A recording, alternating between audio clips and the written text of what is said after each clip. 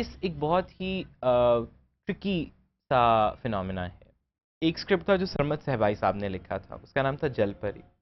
अब Sarmad सहबाई I think उन चंद genuine intellectuals में से हैं जो कि वाकई जानते हैं कि वो क्या कहना चाहते हैं। उनके पास एक बात है कहने को, वो लोगों से कुछ कम्युनिकेट करना चाहते हैं, right.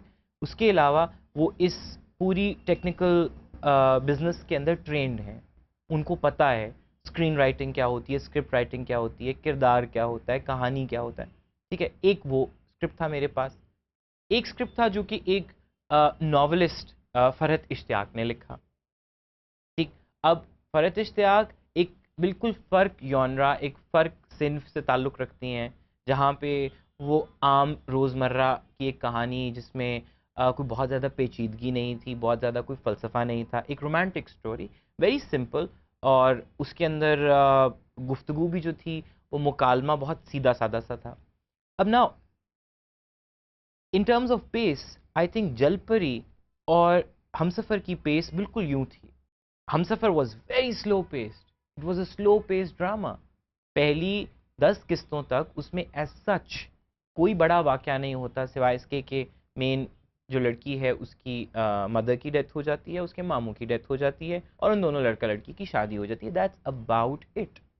On the other hand जलपरी में इवेंट पे इवेंट पे इवेंट होता जा रहा है, होता जा रहा है, होता जा रहा है। कहानी आगे बढ़ती जा रही है। पहली एपिसोड के अंदर ही एक डेथ हो जाती है, बॉम्ब ब्लास्ट हो जाता है, उस लड़की की ज़िंदगी तबाह हो जाती है, बड़ी वाली का रिश्ता नहीं होता। दूसरी किस्त के अंदर उस लड़की की बड़ी बहन की शादी किसी अजीबो-गरीब से आदमी से हो जाती है। तीसरी किस्त के अंदर उसका छोटा भाई पतंग उड़ाता हुआ गिर के मर जाता है। So a lot of it was happening.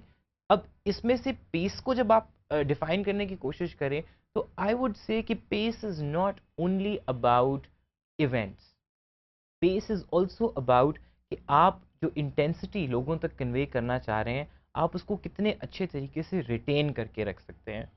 So I would say कि यस, आप ऑडियंस को बोर नहीं करें, आप उनको वाकयात दें, मगर आप सीन लिखते हुए खुद अगर सीन से बोर हो रहे हैं, that internal timing, that inner clock should work always.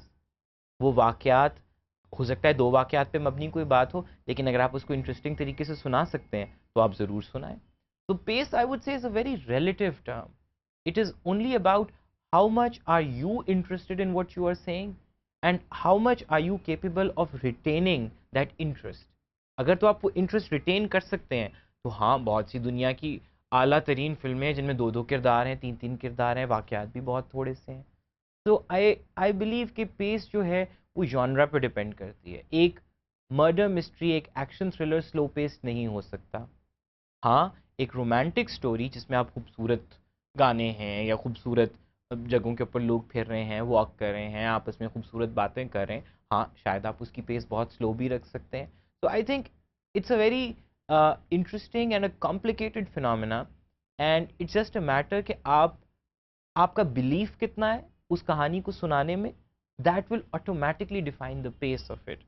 अब शूटिंग वाइज खैर in another lecture when we'll talk about it कि शूटिंग वाइज भी हो सकता है एक 6 सफ़े का सीन है और आप उसको बहुत फास्ट पेस तरीके से दिखा सकते हैं, और हो सकता है एक आधे सफ़े का सीन है और उस सीन में कुछ ना हो, आप उसको अगर दुनिया जहान के एंगल से भी शूट करके और एडिट करके क्रिस्प करके दिखाएं, अगर उस सीन में कोई बात नहीं है कहने की, वो सीन तब भी बोरिंग ही लगेगा। तो यू नीड टू नो कि क्या जो वाक़या आप सुना रहे हैं वो 10 सीनों में डिवाइड करके आपका इंटरेस्ट रिटेन कर रहा है तो गो फॉर इट। वो 100 सीनों तक रिटेन कर सकते हैं, गो फॉर इट। लेकिन अगर वो 2 सीनों में है, आपका अपना क्लॉक, आपका अपना अंदर का जो गेज है वो काम करना चाहिए।